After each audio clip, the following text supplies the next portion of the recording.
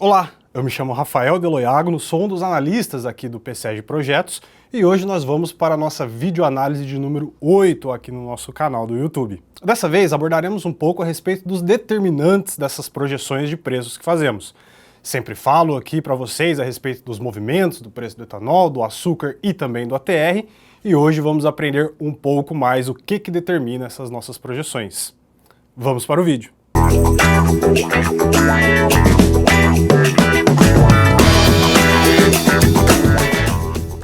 Mês a mês eu venho trazendo números aqui para vocês que se diferem, às vezes marginalmente, às vezes com uma amplitude um pouco maior, mas é importante saber que nenhum deles são chutados.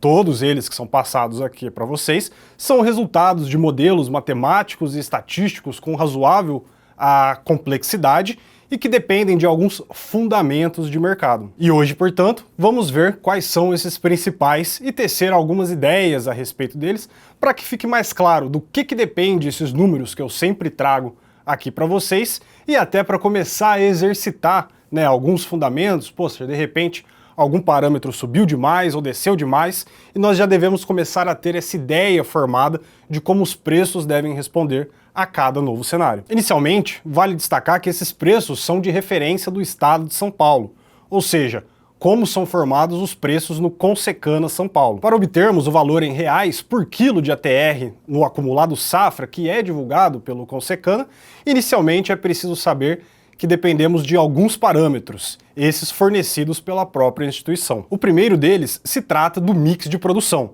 que representa como que essa cana que chega até a usina é dividida em cada um dos subprodutos da sua produção. Além desse mix de produção, outro parâmetro relevante também utilizado e fornecido pelo Consecana no início de todas as safras se trata da curva de comercialização. Essa curva representa como se dá a distribuição de cada um desses produtos ao longo dos meses do ano.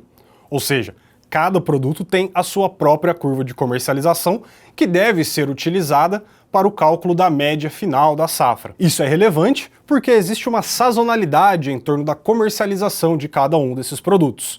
Não bastando, portanto, tirar uma média simples de todos os meses do ano para a obtenção do preço médio durante a safra. E por último, mas não menos importante, precisamos do preço de comercialização desses produtos em cada um dos meses. E são exatamente esses preços o objeto principal que eu trago para vocês nesse vídeo. Como que eles são determinados e o que influencia a formação de cada um deles. Para simplificar as coisas, abordaremos aqui apenas dois produtos, o açúcar e o etanol. Os demais produtos dessas cestas de bens acabam sendo variações desses etanóis e também do açúcar, mas que acabam seguindo trajetórias muito semelhantes. Começando pelo adoçante, é preciso ter em mente primeiro que o produto cumpre o papel de uma commodity no mercado internacional, ou seja, é um produto homogêneo, produzido e comercializado por diversos países ao redor do mundo. Com essas características, um importante determinante do seu preço futuro é justamente os próprios contratos de comercialização do açúcar. Isto é, ele é negociado nas bolsas internacionais e, portanto, é precificado todos os seus fatores que determinam se o preço vai subir ou se ele vai cair. Como existem uma infinidade de pessoas, instituições e organizações que tentam fazer dinheiro com essas oscilações do preço do produto no mercado internacional, elas estão sempre atentas aos principais fundamentos, no que tange tanto a oferta do produto como a sua demanda pelos principais players do mercado. Sendo então um produto negociado em um mercado que se aproxima da competição perfeita,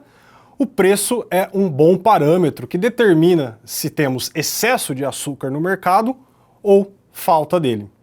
Não só para o momento presente, mas também para os meses futuros. Então aqui eu já falo o primeiro grande determinante no que diz respeito à formação de preços do açúcar, que é justamente a capacidade de oferta que nós teremos do produto em determinada safra e também a sua demanda. Como esse segundo acaba sendo uma trajetória razoavelmente constante, ou seja, a quantidade consumida de açúcar durante este ano vai ser muito próximo da quantidade de açúcar consumida no ano passado, isso se torna algo bem previsível, sendo o principal fator de oscilação de preços nesse mercado a capacidade de oferta dos principais países produtores. E quais são esses principais países? Bom, os grandes players no mercado de açúcar, inicialmente é o Brasil, ocupando a primeira posição tanto em produção como em exportação do produto, seguido da Índia e da Tailândia. Logo, o movimento de preços nesse mercado está intimamente relacionado com a capacidade produtiva desses principais países. Assim, quando um ou dois desses principais países possuem problemas ao longo da sua safra, teremos provavelmente uma escassez do produto no mercado e um consequente aumento nas suas cotações. Veja então que a curva futura desses preços negociados nas bolsas de valores acaba sendo um bom termômetro no que diz respeito à análise do balanço de oferta e demanda do açúcar. Vale dizer, contudo, que esses preços são negociados em dólares, no mercado internacional.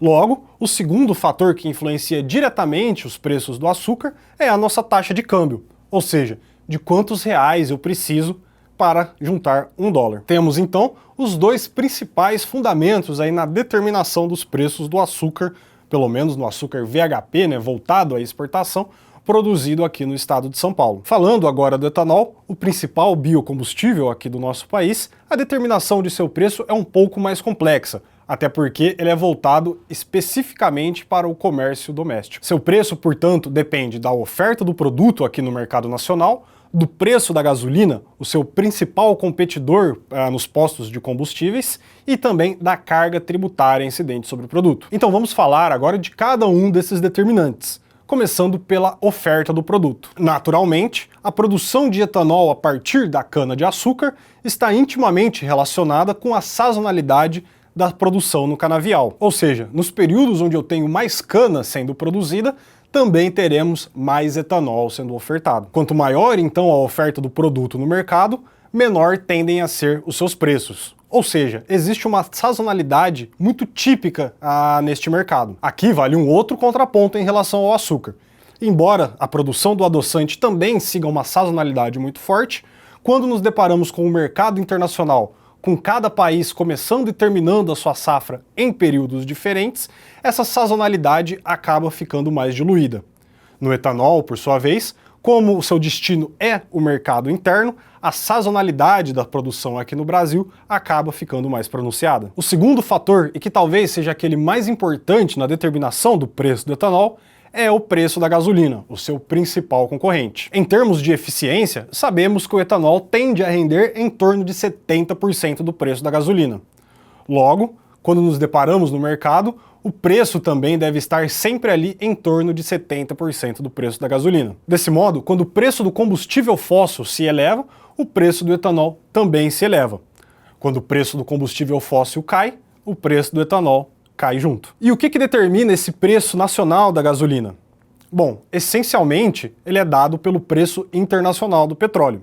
Isso ocorre desde meados de 2017, quando o Brasil passou a adotar a paridade de preços internacional. Aqui, tal como ocorre nos preços comercializados do açúcar, também é relevante a nossa taxa de câmbio, uma vez que o preço do petróleo também é dado em dólares. Ou seja, como o etanol é uma função do preço da gasolina e a gasolina é uma função do preço tanto do petróleo como da taxa de câmbio, esses últimos dois fatores acabam influenciando indiretamente o preço do biocombustível comercializado aqui no país. Um outro fator determinante na formação desses preços do biocombustível se trata da sua carga tributária, ou seja, a quantidade de impostos incidentes na sua comercialização. Até antes do encerramento desse primeiro semestre que nós tivemos de 2022, esse era um fator que não tinha lá muita importância, uma vez que a carga tributária do biocombustível e dos combustíveis em geral tendem a permanecer estáveis durante longos períodos de tempo. Com as alterações que nós tivemos recentemente, no entanto,